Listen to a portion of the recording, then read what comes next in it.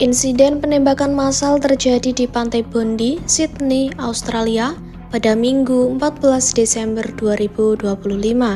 Dilaporkan sedikitnya 16 orang tewas dan 42 lainnya terluka dalam peristiwa itu. Perdana Menteri New South Wales Chris Minns mengatakan bahwa dari 16 korban tewas, salah satunya adalah pelaku penembakan sendiri. Selain itu, seorang anak juga dilaporkan menjadi korban tewas dalam penembakan tersebut. It's very sad duty this morning to report that 16 people have been confirmed as being killed, 15 innocent people and one perpetrator. There are 42 people in New South Wales hospitals overnight, and the victims' age ranges are from as young as 10 to 87. A devastating fact.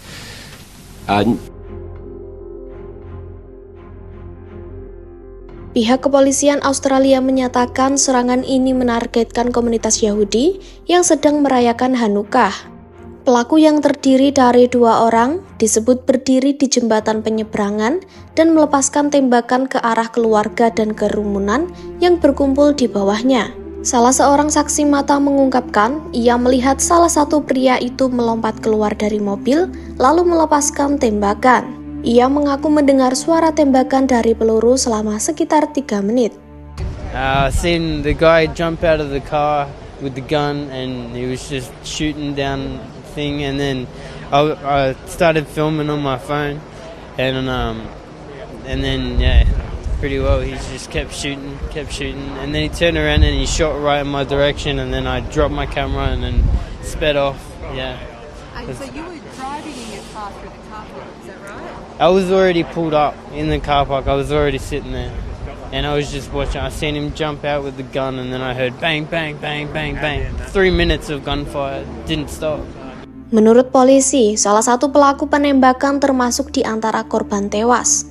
Polisi juga menemukan dugaan alat peledak rakitan yang berada di dalam kendaraan dekat lokasi kejadian, diduga terkait dengan pelaku tewas. Komisaris Polisi New South Wales Mal Lyon menyebut, 2 pelaku penembakan adalah seorang pria berusia 50 tahun dan seorang lagi berusia 24 tahun yang merupakan ayah dan anak. Adapun insiden ini terjadi di salah satu pantai terpopuler di Australia di tengah gelombang antisemit yang mengguncang negara tersebut dalam beberapa tahun terakhir. Meski begitu, pihak berwenang tidak menyatakan bahwa serangan dan penembakan itu saling terkait. Insiden ini juga menjadi penembakan paling mematikan dalam hampir 3 dekade di Australia yang dikenal sebagai negara dengan undang-undang pengendalian senjata sangat ketat.